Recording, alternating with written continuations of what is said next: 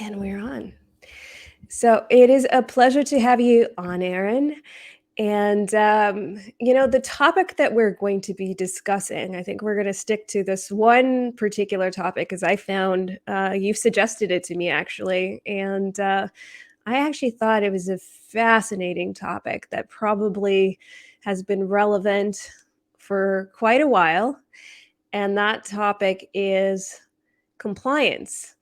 Hmm. But before we get into that topic, just maybe a very brief introduction to yourself and to your Sure, background in ethics and medicine and what sure. you've done and where you're at now.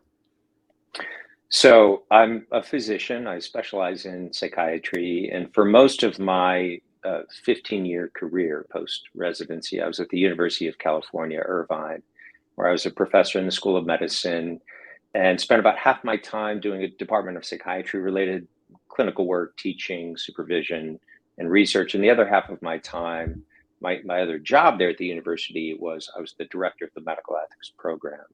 So I helped develop policies at the university that had ethical implications for the hospitals and the clinics and so forth.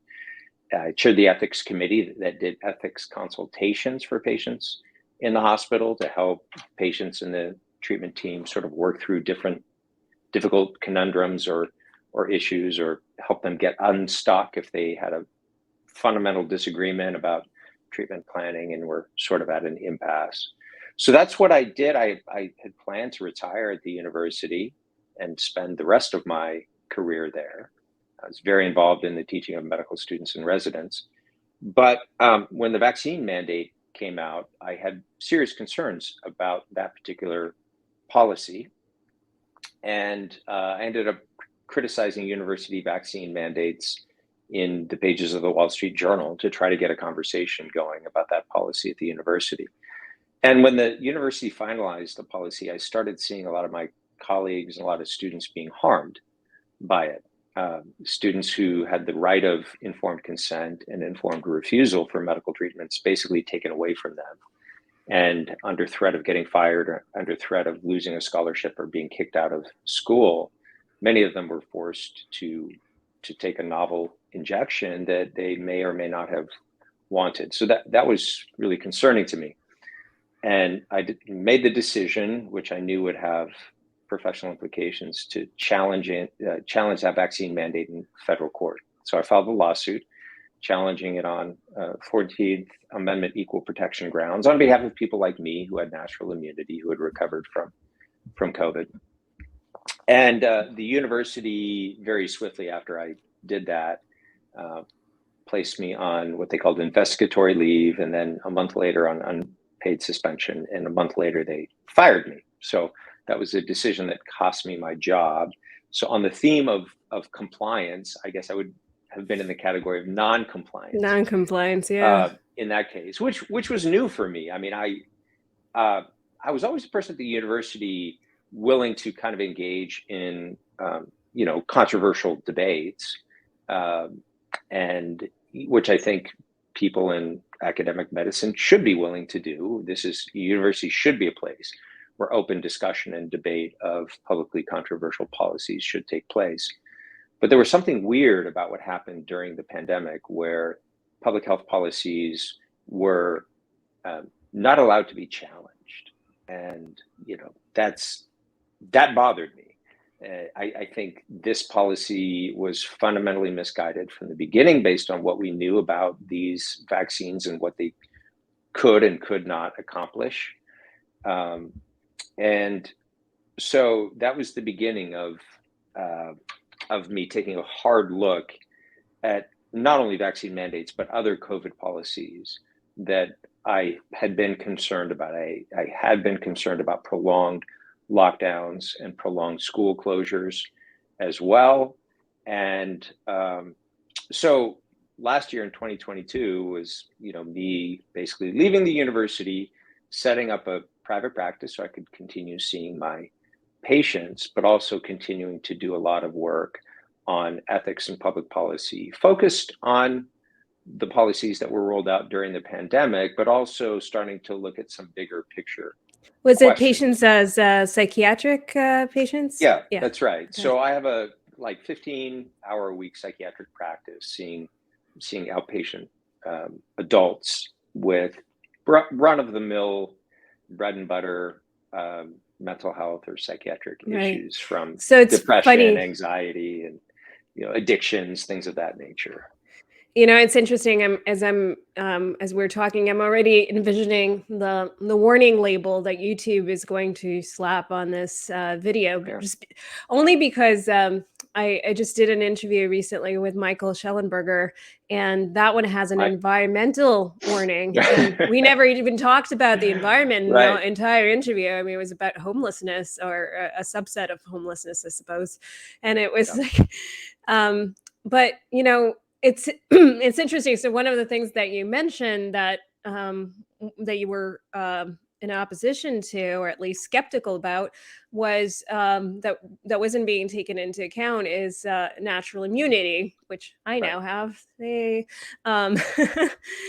mean, I also did have the vaccine, but that didn't help. Well, maybe. Anyways, natural immunity was something that a lot of the medical practitioners that I've spoken to or heard from, who were even like incredibly pro-vaccine, they still thought, you know, eh, for any vaccine, for any virus in the past, natural immunity was considered to be the golden standard. And That's right. suddenly, until it wasn't, suddenly for no apparent reason, and it's just now in the mainstream, now it's back to accepted, because like I forget which publication it The was, but Lancet published a it paper recently on it. Yeah. right, and it was even Yeah. covered in like a very mainstream media source like Hmm. MSNBC or something like that, Yeah. where they acknowledge, yes, it is, and now it's acceptable to talk about it. So I'm just curious to get your thoughts on that, is where it's sort of Hmm. how something goes from being, you know, man, you can't say that, even though it's been accepted for so long, to to okay, it's okay now. How do we get Well, there? this is a great example of what's happened in the media and public conversation landscape over the last 3 years. I just tweeted the other day, funny how misinformation keeps becoming information. And this is a good example of that. So our knowledge and understanding of natural immunity goes back at least to 430 BC with the Athenian plague in ancient Greece, where they recognized that people who had recovered from the illness, and historians now think that plague was probably a smallpox plague, but those who had recovered from viral or bacterial illnesses didn't get the same illness twice because the immune system learned how to deal with it. And so they would take people with natural immunity, people who had recovered from the illness, and those people would be used to basically care for the sick because they were a shield against spreading the virus from the sick to those who were naive to the virus and had never encountered it before. So literally for millennia, we've understood how this works.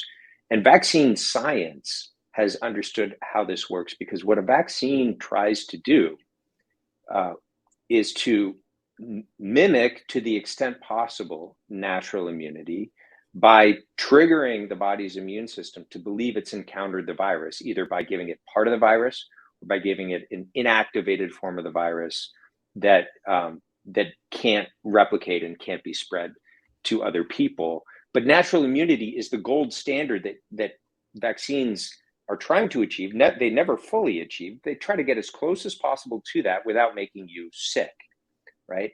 And so the idea that natural immunity would function differently with this virus was crazy from the beginning.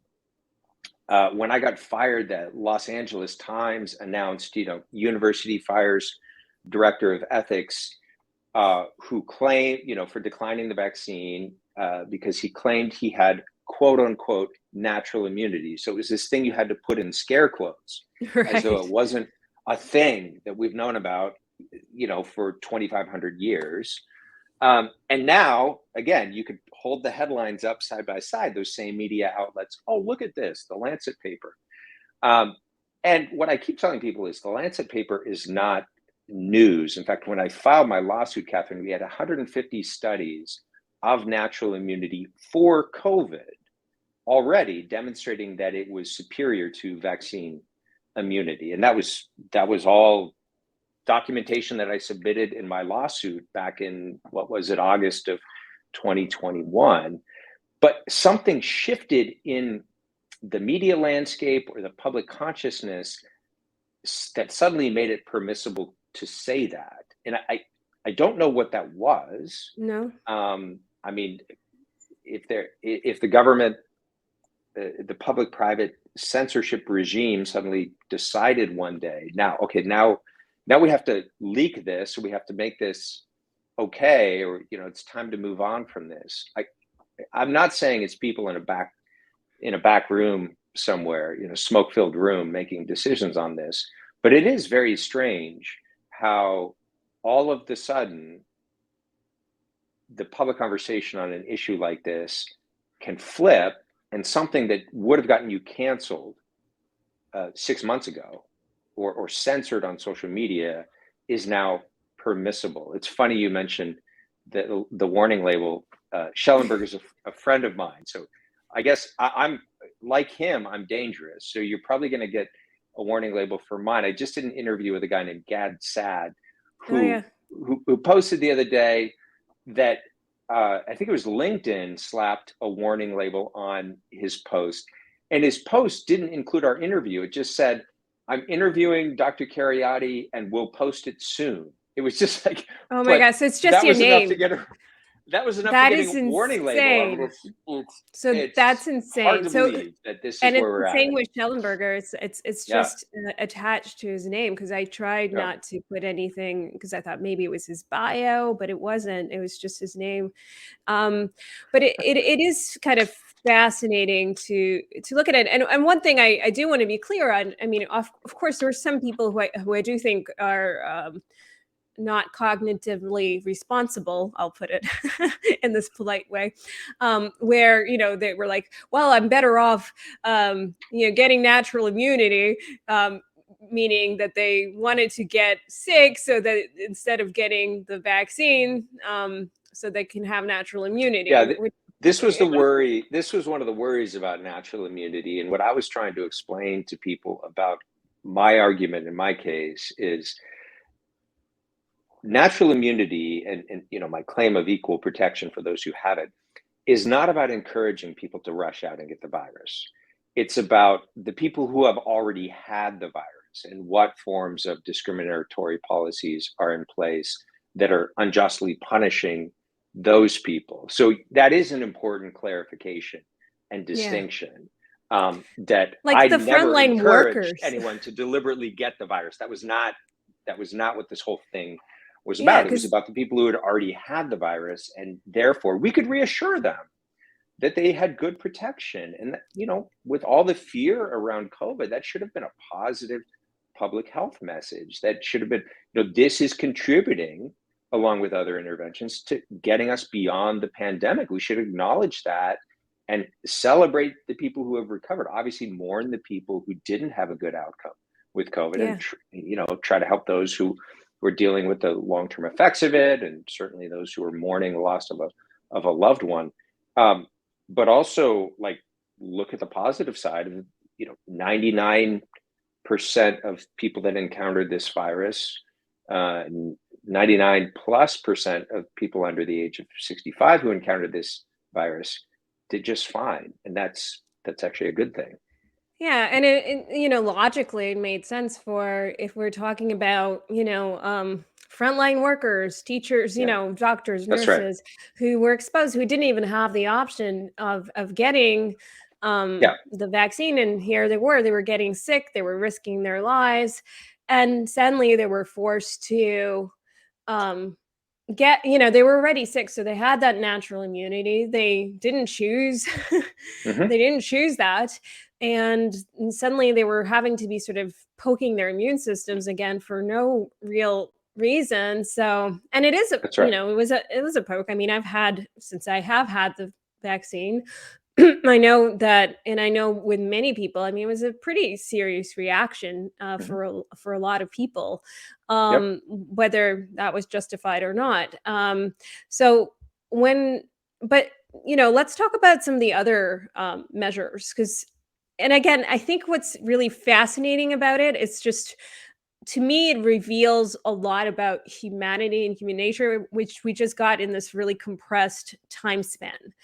Yeah. um, that I think is kind of inherent in humanity, and indicates a broader issue that isn't specific just to the pandemic. It's just that we saw it so clearly during it. But some of the things that we talked about earlier, the is it 5 meters or 6 meters, the distance Yeah. rule, for example, like 6 feet, 2 meters. six Yeah. feet 6 feet, right? 6 feet makes more sense. That's very far. 6 feet. What's behind that?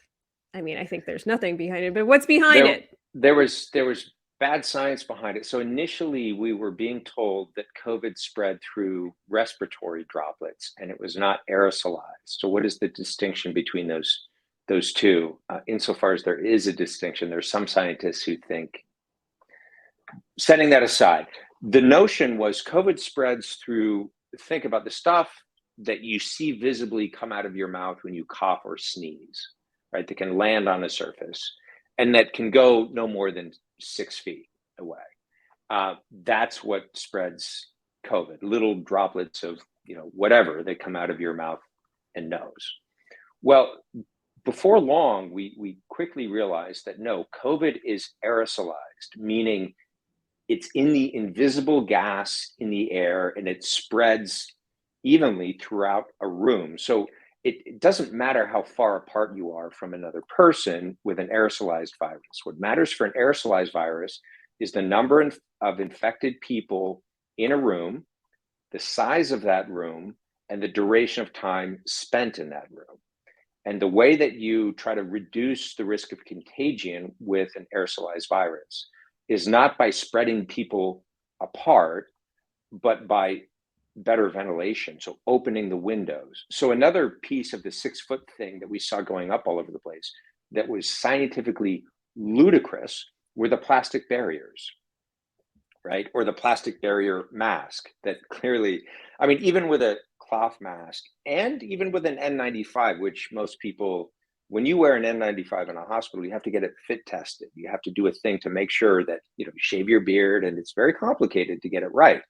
And it hurts But, because it's so and tight. yeah, you can't wear it for more than 2 hours. It's actually very bad for you. You're rebreathing CO2. It's not that those cannot be used in community settings without causing people a lot of respiratory harms. Actually, the harms would clearly outweigh any potential benefit. So with a cloth mask or a surgical mask, if you have glasses, you notice my glasses fog up when I wear the mask.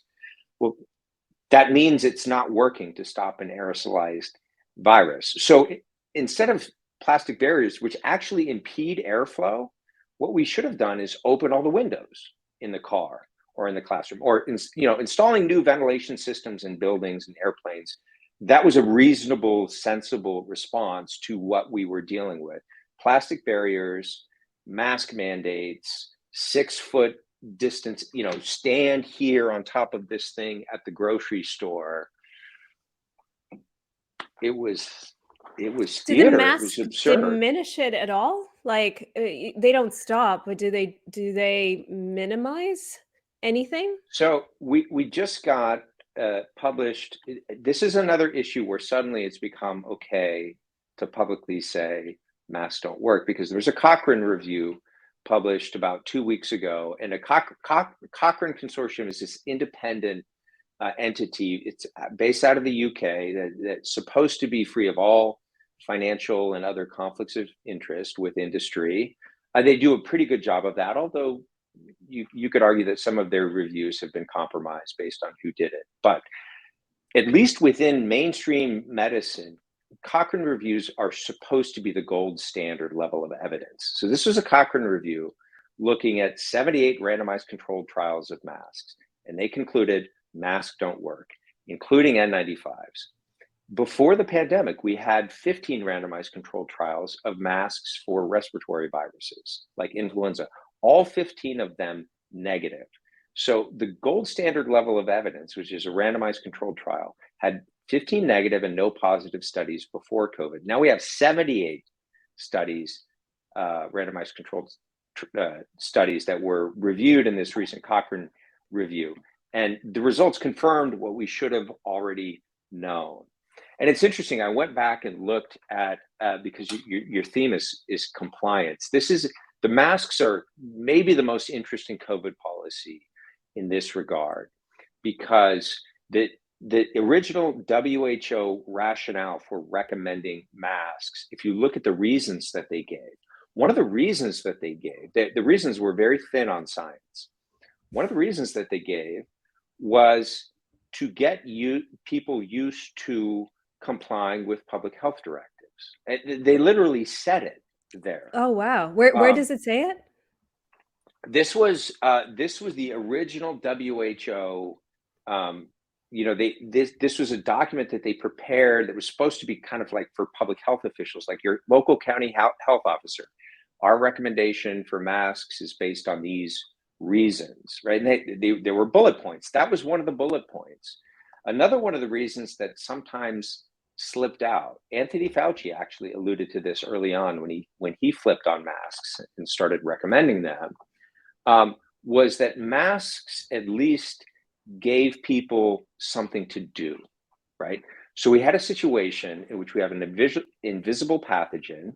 We had another myth that was propagated early on, was the myth of asymptomatic spread, that even people without symptoms could spread it. We now know that, first of all, respiratory viruses are never primarily driven, respiratory epidemics are never primarily driven by asymptomatic spread. And the same is true of COVID. We know that now. It's very, very clear. But at the time, there was this worry that basically every other person out there could potentially be a threat to my existence. That's terrifying. People can't live and function like that. It's a crippling level of fear and anxiety, right? And masks at least gave people some sense of control. It's a simple thing that I can do.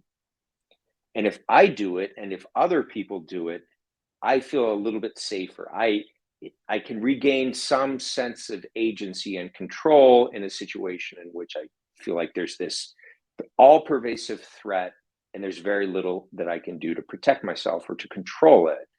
And public health officials recognize that. And part of the reason that they went ahead and endorsed masks and even mask mandates was psychological, really, was to give people some sense that they could do something.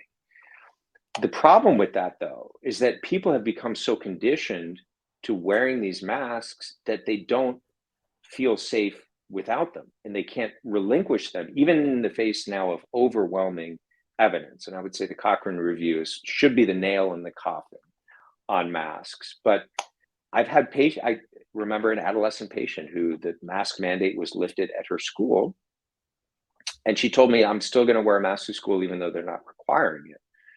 And I asked her if she was worried about COVID.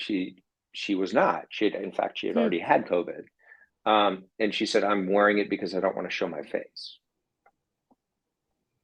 It's very interesting, because I think I've gone through all those motions myself. Yeah. I was one of the people, I think it's important to sort of admit to where we were at certain points. And I will say that I was someone who did sort of subscribe to the mask thing. I was scared. I sprayed my groceries when, that was a thing. It was very difficult, even when I knew that was nonsense. Like once we all sort of found that out, even once people stopped, I had a hard time stopping because I have some you had a sense issues that around I'm doing something. Yeah. There is a control, but also totally I powerless. already have some issues around stuff like that. So it was difficult for me to stop. I did give people looks, I think, when they didn't wear masks, because I'm like, well, you're inconsiderate. I wouldn't say anything, but I'm like, you were inconsiderate. Because at the time I believed that masks worked, even those flimsy, the really bad ones, right? The ones made out bandana of kind of. fabric, you know. I Yeah, didn't think the yeah, bandana ones worked, but weirdly, I believe that the fabric ones surely did, yeah. or silk. You know, I have a whole bunch of silk ones. Um, there is a sense of, yes, control. The asymptomatic thing, I Hmm. absolutely, I mean, you probably just dispelled that one for me now. So I believed it till today. So all of those things, and it's difficult once you, it's even just something about the tradition, just the doing it. Just when you Yeah. do it, the I'm missing the word that I mean to use, Well, but it does something for you. It's like I put it on, and my fear, my anxiety level just goes down a notch. And so, why wouldn't you keep doing something that makes you feel a little bit safer, well, even better? just, you brush your teeth every day, and I guess, I Exactly. mean, there's a Yeah. purpose to that, but Yeah. that ritual, the ritual, that's the word I was looking for. Right. And there are people around me who still, wear masks. I mean, Hmm. the most of the place where I live, a lot of people still wear masks. And the really ridiculous part that I found, because I still, I just still, like, I'm logical, try to be logical. So once I had extra facts, I did sort of change my behaviors. But for example, I'll go to a coffee shop and there'll be people there who will will wear a mask while they're ordering the coffee, sit down, take the mask off, enjoy their Yeah. time drinking Yeah. coffee, then put the mask back on to go outside where there's not even Yeah. any people and fresh air. Or Hmm. airplanes, like masks on airplanes. As you said, like filtration systems, right? Like probably one of the safest places to be, and maybe I'm wrong on the science, like, this is from what I've read and heard. It's like the filtration in an airplane is actually one of the That's right. strongest, so it's Hmm. actually probably one of the safest places to be. Hmm. Where so the mask is actually less necessary there than many other places, if you believe the masks work. Yeah. So it's like, so there's a lot of things that we're doing that are not like really logical. And the people who are wearing these bandanas, or like the mask under the nose thing.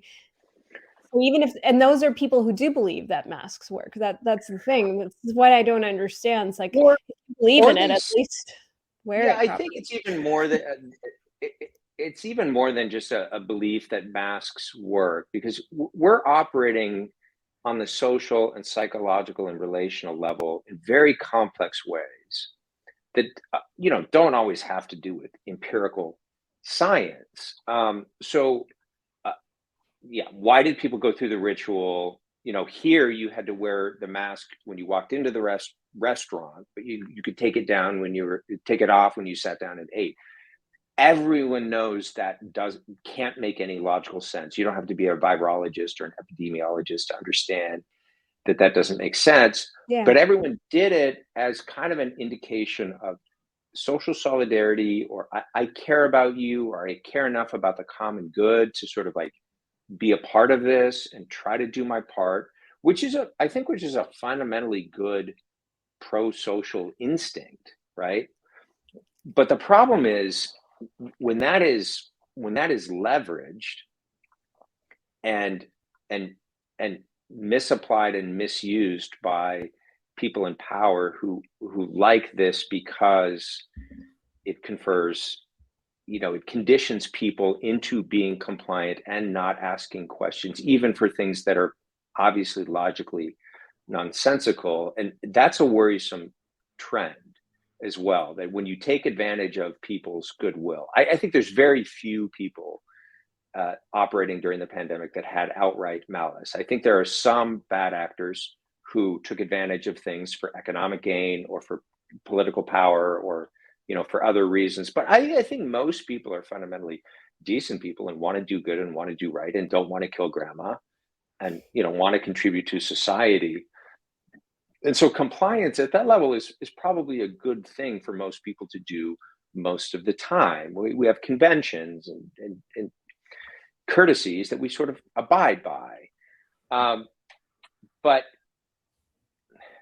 what happened, another reason that masks were important for social control is that they were visible, right? And one of the reasons the unvaccinated really bothered people is because you couldn't identify them, right? You know, with the vaccine passport system, that was one Mm. attempt at certain to have a kind of checkpoint Charlie system where at certain points access was granted only to those who were clean or not dangerous or whatever. But most of the time you can't tell who's vaccinated and unvaccinated, but you can tell who's masked and unmasked and who's, you know, friend or foe in that regard. And so I think one of the reasons that masking continued to be pushed by public health authorities much longer than the evidence warranted was some of that initial notion that, number one, it gives people a sense of control, and that's maybe psychologically helpful. And two, it also separates the sheep from the goats, and you know, we can tell who the troublemakers are going to be. You know, Kheriaty is going to out himself because he doesn't want to wear the mask. Whereas, you know, with other things, it's harder to tell. Have you been vaccinated or not? You know, do you How always conscious stand do you 6 feet think apart or that not? was for them? Because, Um, what's sort of the, it yeah, was conscious enough that some of them um, basically put it in writing. I mean, I think the WHO more or less put it in writing. I'll try to pull the exact quote for you when I sign off here yeah, from that'd be that great. document. But when you read it now, it's actually very striking in That retrospect, is and that is striking to ki- even kind to of hear that. kind of Yeah. frightening. Um, Yeah, because yeah, and I look at that. I mean, yeah, I mean, there's so many sort of outright illogical things, like the obvious for many people, but we were like, whispering this amongst ourselves, like it was like right, controversial, even though it shouldn't be. Like, yeah, you go to a restaurant, but you're suddenly protected by this plexiglass, but also you, which some of them had, some didn't, but also like yeah, it's okay to take your mask off to eat, but not okay to enter the restaurant. It made no exactly. sense.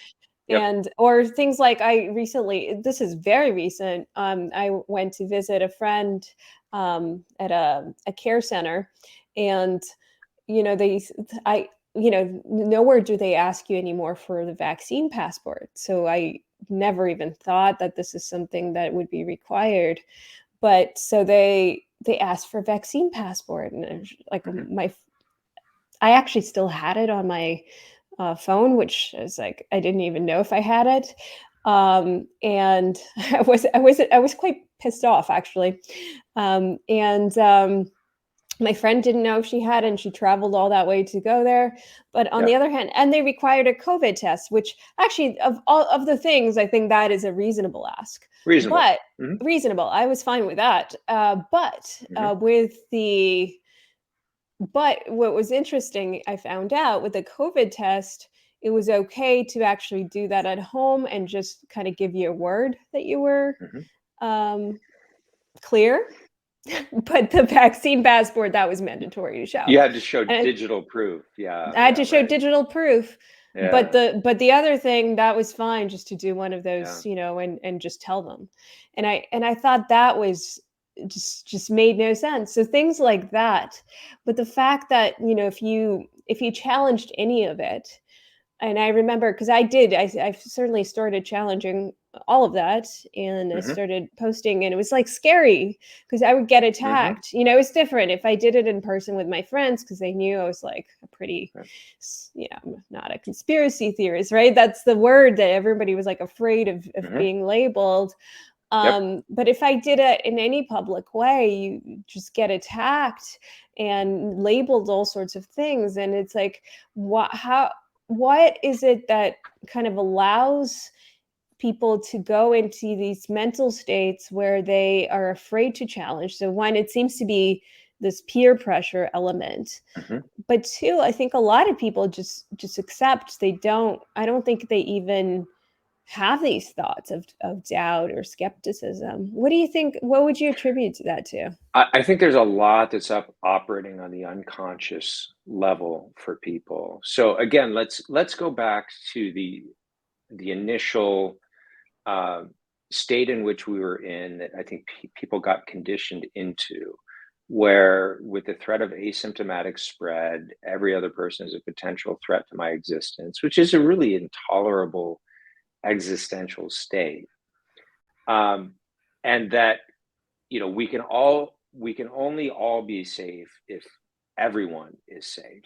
Therefore, the dissidents or the people asking inconvenient questions or the people who are not going along with the program, even if it's part of the program that seems illogical to everyone, like mask when you stand up, take it off when you sit down. Uh, if bad things are happening, then those people can be blamed, right? So there is a scapegoating mechanism that occurs over and over historically in various societies. Rene Girard, who's a former professor at Stanford, has described this in detail in many different books. But he talks about it in the context of human beings are mimetic creatures. We imitate not just one another's behaviors, but we imitate one another's desires, right? And that can create situations of social tension and conflict. And that conflict is often resolved, as he showed in his work, through this scapegoating mechanism, which temporarily can let off some steam. And I think we saw that at work during the pandemic, right? Everyone's doing everything right, or almost everyone's doing everything right. And, the virus is still spreading. People are still getting sick. People are still getting hospitalized. All of us have had our lives turned upside down. And, we still supposedly can't get back to normal.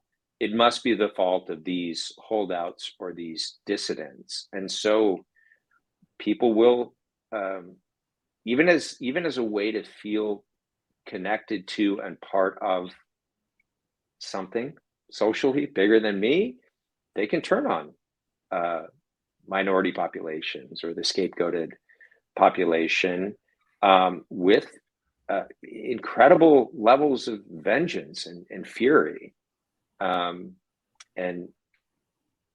scapegoating and canceling.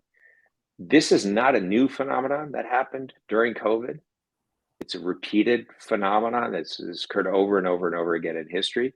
But I think COVID provided a particularly intense laboratory where those social dynamics played out, because the level of anxiety and tension in society was so high that we needed release valves. We needed a way to, we needed cathartic ways to deal with that pervasive, prolonged level of fear and anxiety. And we needed ways to exercise social solidarity. I mean, you think about all of these measures separated people from one another, right? You talk about compliance, right? One way to more easily control people is to isolate them. This is what abusive people do, right? They isolate the person who's being abused from their friends and their family, and then they're more easily controlled. Well, all of us were forced to interact only behind screens. We couldn't have face-to-face encounters. We had to look to an authority to tell us what to do. This is not an easy way to live. There's going to be a lot of this is going to create a lot of anger and resentment that it needs to be displaced somewhere. And I think very often our governing authorities, were perfectly happy to allow that to be displaced onto people who didn't wear masks. Or I think it was especially pronounced with unvaccinated people. I mean, so many unvaccinated people have reached out to me talking about just the absolute hatred and vitriol and fury that was directed toward them. It was incredible, really incredible. It was, and seeing how quickly people sort of the level of dehumanization that was able to happen just because of that Right. choice was very striking. And that two-tiered system and all of that, just observing that happening the way that it did, it was just it was incredible. And so of course now you have people incredibly, understandably, angry and upset and Hmm. hurt, but in ways that that I think are manifesting themselves in Hmm. ways that I think are going to be very tough to resolve. And they're very kind of hateful to the other side, which like I get it, but also like it's Oh, it's like not good. how do you move from there, right? Yeah, Because I think it's not it's good. turning. No, it's not good. Vengeance is not the answer. And, people No. calling for Nuremberg 2.0 Yeah. and hang them. So what I've been trying to promote in this regard is a truth and reconciliation model. Um, the CDC a few months ago, very quietly, didn't really get reported very much, very quietly in their new guidance said we shouldn't discriminate between the vaccinated and unvaccinated for two reasons.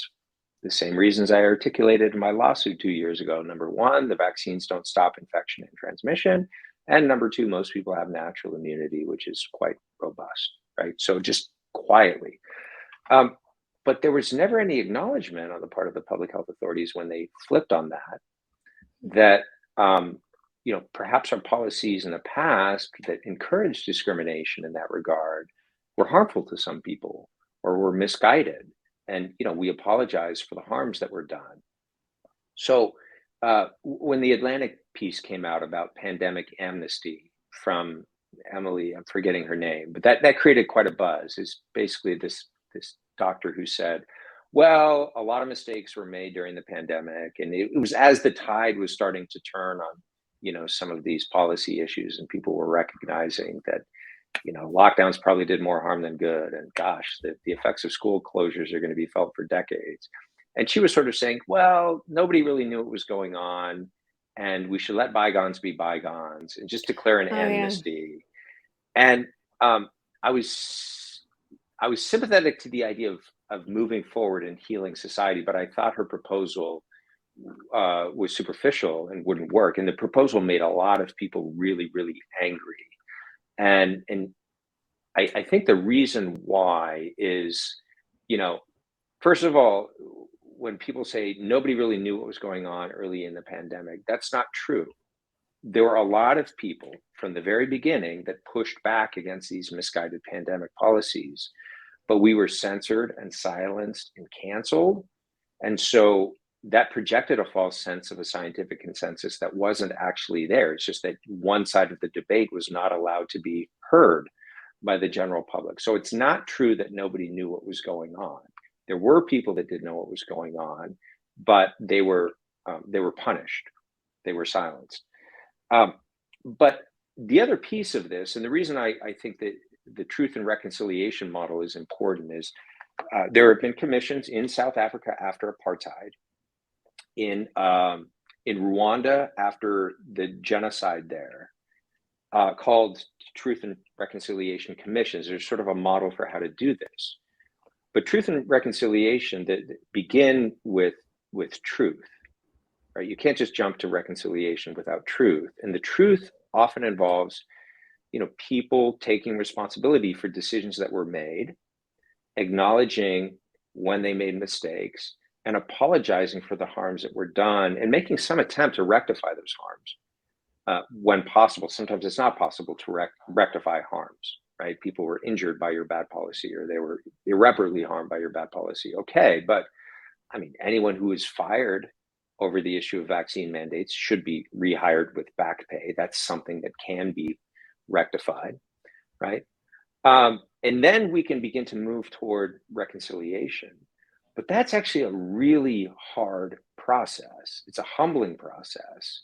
It requires real leadership and, real intellectual humility from people in power. I mean, if you look at the Truth and Reconciliation Commission for the Rwandan genocide, this involved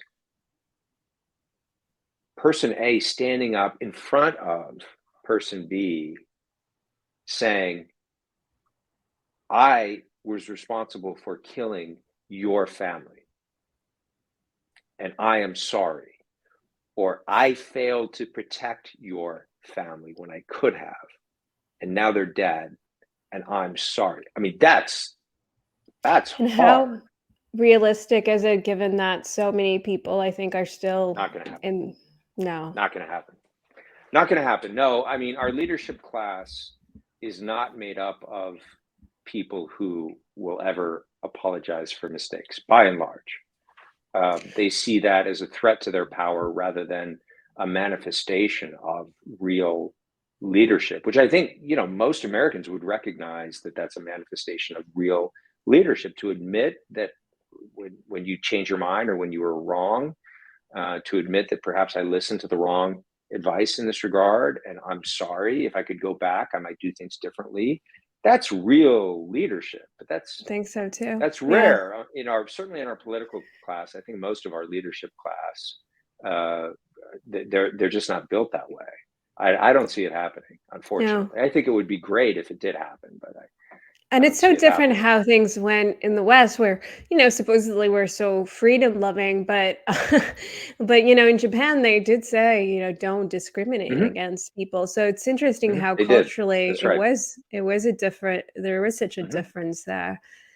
It's it's interesting, like, to me, I don't think I've ever expected freedom to be taken away so quickly, in such a way, especially in this in, within North America. I mean, it was taken in a lot of places. I don't think it was as a lot of things weren't as stigmatized, as they Hmm. were, um, or censored, I think, as they were here. I spoke to people in other countries, and it seems like discourse was a lot more open. Yeah. Now they might have their level of compliance was actually in many countries pretty high as well, Hmm. but the stigmatization wasn't there in the same way. Right. So, I talked to people in South Korea, and they were able to go. There were places they could still go to restaurants, but they did have to sort of sit in other places, but they weren't like necessarily shamed. That Yeah. wasn't a Right. thing. Right. Um, with the masks, it was also a bit different. Like, at the very least, they provided the N95 masks, made Hmm. them cheaper, fabricated. So at least they were going based on some level of science, even though Yeah. it's still, like you mentioned, you can only really wear them for a couple of hours and they're not so good for you. But at least they weren't those like flimsy things. So it Yeah. They wasn't, weren't there was doing some pure basis. theatrics. They weren't It doing was. pure theatrics, right? So Yeah. the at least Right. makes me think that the thought behind it was a little Yeah. bit different. Sure. Yep. So it's interesting where our sort of leadership was coming from as opposed to other cultures, and but also like looking at it, like from a historical context. I mean, again, we're this is not a unique time in history. Um, Compliance, and also even in our own lives. I mean, we've always had to comply to certain extents, and there's levels to it, like you mentioned, that are healthy, right? If we're doing it to sort of take care of each other as a society, we're looking out for each other, it makes logical sense to do so. Great. I think that's Yeah. an important factor. Um, but we've also had tremendous compliance that has led to many deaths, the most obvious examples being, genocides and things like that. Right. That's right. Like, so what is it like? I mean, there's something about humans that I think is also very tribal that leads them Hmm. to comply Yeah. with the Yeah. worst things. Which is a good thing most of the time and a terrifying thing under the wrong circumstances. I was personally dismayed at um, how easily and without asking questions people in this country and other supposedly free Western nations relinquished certain rights and freedoms that hadn't been relinquished.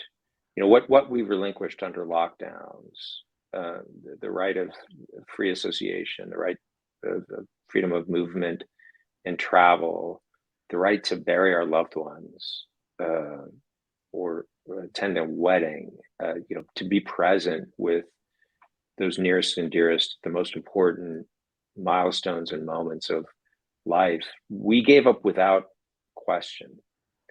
These were rights that were not relinquished, for example, by the citizens of London during the Nazi bombing of the city in World War II. I mean, they had curfews, but they never locked down the city.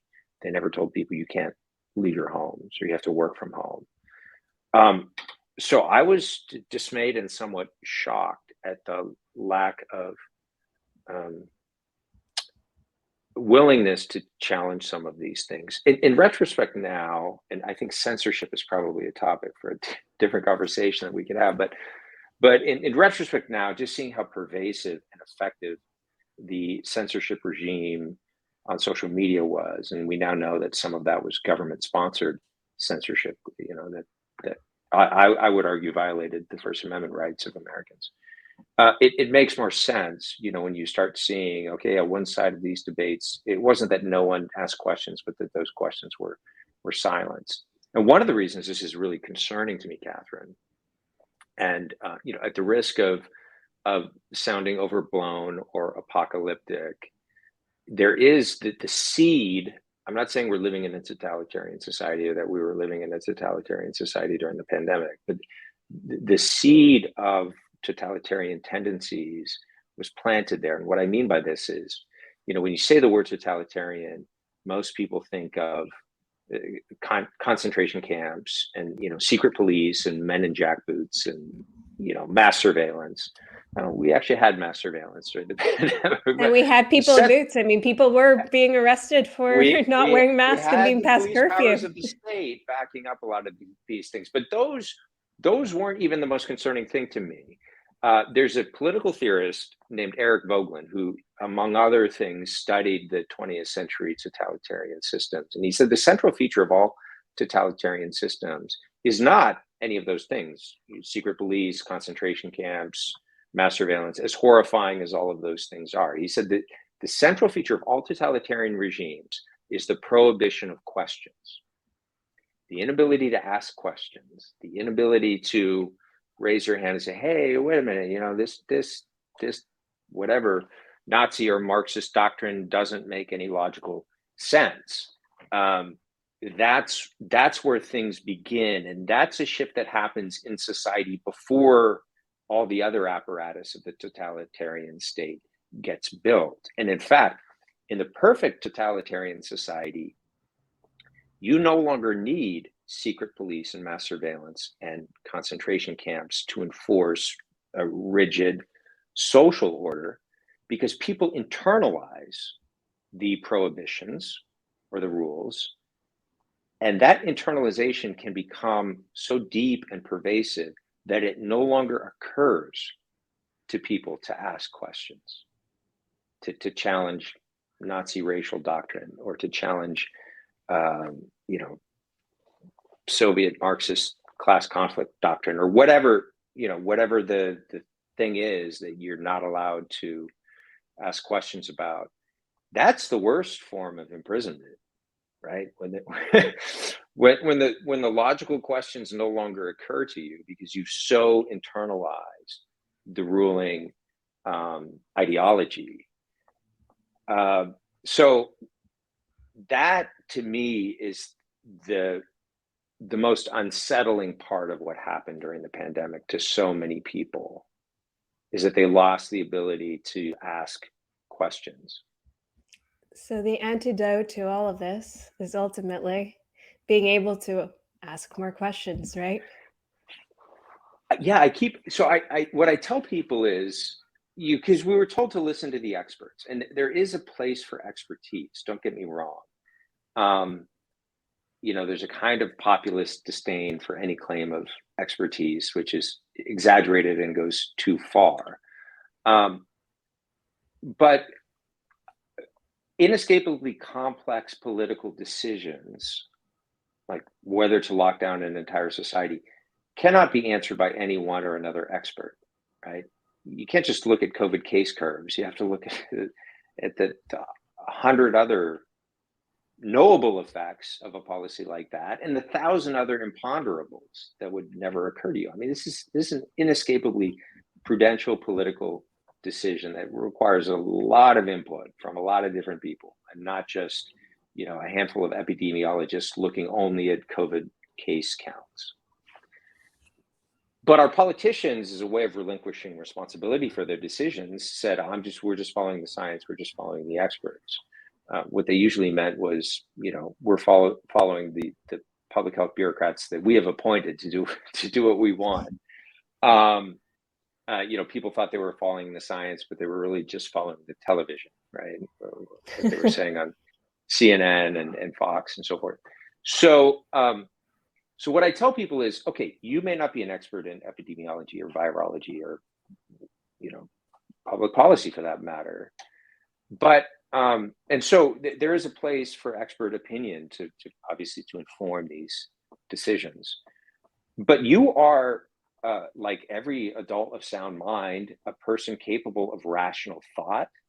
You're capable of spotting a logical contradiction. You're capable of recognizing if the so-called expert talking head on TV is saying the exact opposite this week of what he said last week, without any acknowledgement that he's changed his mind and without any explanation of why he's changed his mind. So don't outsource your logic and your common sense to so-called experts, right? This is an empowering message that I think is central to a democratic society, that every person and every person's opinion matters and counts for something. And a kind of technocratic rule by experts that's not a society that I want to live in. And I value education and I value expertise. And I even claim to have some level of expertise in some areas based on my training and clinical experience and so forth. So I don't want to denigrate that, but I think things swung so far in the direction of actually disempowering ordinary citizens to think and to ask questions. That's not a recipe for a healthy society. And I think it's time, as we're coming out of this pandemic fog, for people to kind of reclaim their, my gut told me that there was something funny about this. And, now the people on TV are saying, oh yeah, it turns out that was a useless thing or a bad idea. Maybe I should have listened to my instincts a little more. Maybe I should have been a little more willing to ask questions about these policies. I think that's a great note to end on, and I'll also add that find experts that, because I also think that experts are important, because you can't be an expert in everything, but find those people, figure out how to evaluate which experts are worth your trust, and then listen to those and listen to contradictory opinions, and then decide. Find experts that disagree with one another. Yeah, exactly. That have credible expertise and training, but that disagree on this or that issue, this or that point, and listen to their debate. Right? When you shut down debate, that's the one thing that should never happen. Like you said, I think the key is you should always be able to ask questions, and I think the people who I would be very skeptical of people who think that it's not acceptable to ask questions. So, but I think there might need to be a part 2 to definitely. Let's do it. Well, lots thank more you to talk about. For sure. There's lots of more forbidden conversations. I just hope they won't get forbidden. But I appreciate you being with me, Aaron, and great chatting with you as always. Great to be with you again, Catherine. And thank you for the work that you're doing to have these conversations about these kind of neuralgic lightning rod issues. I appreciate your open-mindedness and your willingness to hear both sides of these debates. Absolutely. It's refreshing. And I'm learning a lot, and I'm like, my mind is never made up, and I'm always going back and forth, which is good. I don't know. Sometimes it's a good thing, and sometimes it keeps me up at night. But I think it gives me a lot of thoughts, And listen, here's the thing. This is a good question to ask anybody who feels certain about anything. You say, have you ever been wrong about anything? And I don't think there's a single person who's not lying who's going to say. Just so, yeah. So. Yeah.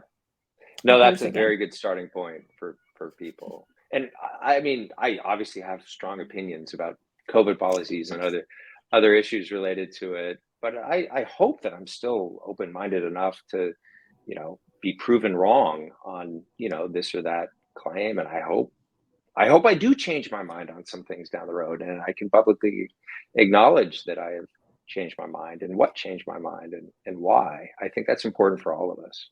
I think so. I think that's the key.